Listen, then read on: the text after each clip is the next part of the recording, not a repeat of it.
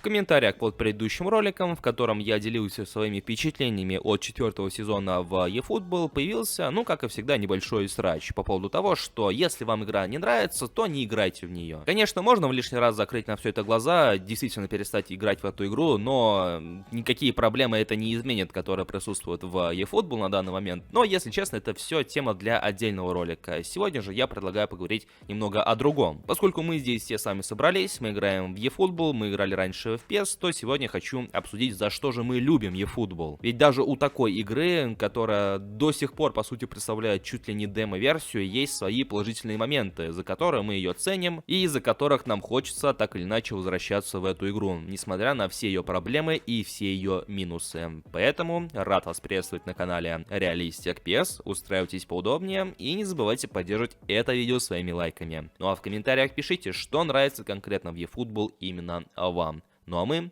начинаем.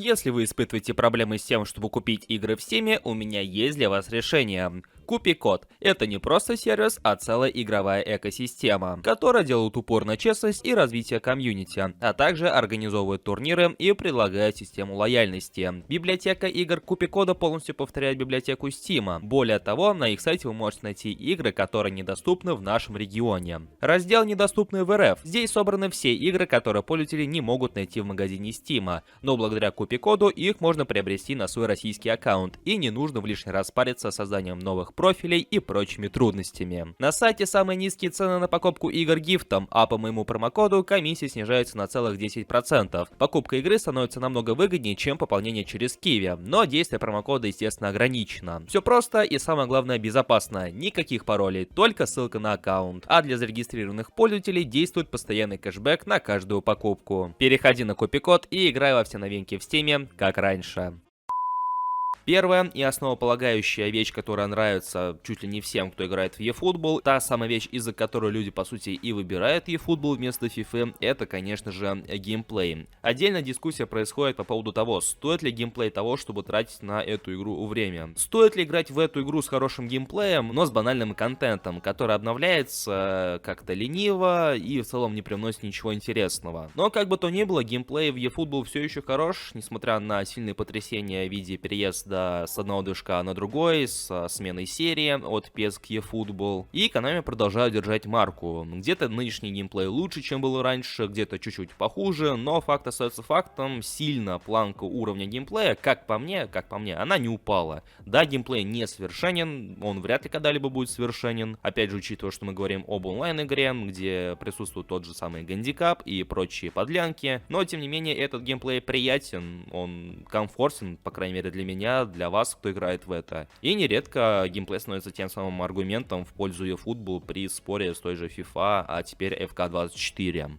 Следующий приятный момент, который нам всем с вами нравится в eFootball, это, конечно же, халява со стороны Konami. За последнее время халява успела стать скорее показушной, нежели действительно полезной, но это не отменяет всей той халявы, что была в игре раньше. Речь идет о всех тех компаниях, когда мы могли выкрутить эпических или легендарных игроков, просто заходя в игру, участвуя в ивентах, или, например, тот же самый эпический Неймар времен Сантоса, ведь, по сути, его карточка стала одним большим сюрпризом. До появления в игре функции круга почета и в целом появление самого вот этого молодого Неймара, мы все думали, что он будет очередной карточкой из серии набора там из 150 игроков, и на него придется потратить, чтобы его выловить. Но по сути мы получили обновленную модельку с уникальными скиллами, навыками, по сути за бесплатно, просто потому что проходим небольшой мини-режим. И подобная халява действительно привлекает внимание игроков. Я уверен, что после появления молодого Неймара некоторые игроки действительно заинтересовались и решили, а почему бы не попробовать, почему бы реально не поиграть и не забрать этого молодого Неймара к себе. К тому же это в лишний раз иногда помогает усилить собственный состав. Вспоминаем времена чемпионата мира, который проходил еще в Катаре, и когда раздавали бесплатную карточку Месси. Ведь эта сама карточка на несколько голов выше всех тех бесплатных карточек, которые раздавали впоследствии. Когда Месси перешел в Интер Майами, когда он получил еще один золотой мяч, потому что эти две карточки, как-то ни странно, меркнут на фоне чемпионской карточки, которые раздавали после финала. мало. А она, между прочим, бесплатная. И если она у кого-то есть в составе до сих пор, то обратите на нее внимание, у нее действительно хорошие скиллы. Следующий момент касается не самого высокого порога вхождения в игру. Ведь, объективно говоря, если пользователи, новички, не испытывают проблем с геймплеем, то есть они готовы с ним мириться, готовы к нему привыкать, то, по сути, больше перед ними никаких проблем нет, чтобы начать играть в эту игру. Потому что это, с одной стороны, и минус, но, опять же, и плюс, поскольку в игре не сказать, что прям много направлений контента, новичкам будет проще сориентироваться, им будет проще собрать свой состав и, в принципе, играть с остальными на равных. Что самое главное, несмотря на направленность Konami на то, чтобы зарабатывать деньги, по сути, единственное, на чем они работают, это паки, и в целом вот такой вот наборное направление Konami, когда они работают над паками,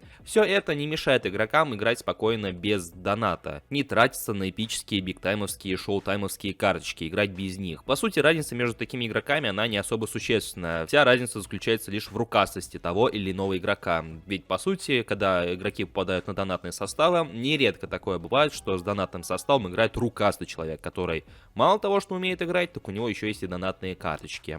Но, по сути, это не говорит о том, что у донатных игроков есть преимущество. Может быть, оно и вправду есть, потому что донатные карточки, ну как-то ни странно, бегают чуть-чуть получше, но опять же, это не критическая разница. И поэтому, как такового разрыва между донатными и недонатными игроками, ну, он, по сути, не заметен. А поэтому и начать играть в eFootball намного проще, нежели чем в условную FK24, где глаза банально разбегаются. Опять же, это касается вопроса контента, что не есть хорошо, учитывая, как немного контента в eFootball, но, с другой стороны, начать играть в нее намного-намного проще, если, опять же, новичков не будет смущать геймплей. Да и, в принципе, об этом я рассказываю на основе своего примера, ведь до релиза eFootball я никогда не играл в онлайн-составляющую ни в FIFA, ни в eFootball. Пытался в FIFA, но она меня так и не заинтересовала. Не сказать, что прям сильно заинтересовала в eFootball, банально тут нет альтернативы, но, с другой стороны, за эти несколько лет я все-таки действительно как-то успел проникнуться. Не сказать, что я прям фанат до мозга костей, но в онлайн стал играть намного интереснее, нежели это было, опять же, несколько лет назад.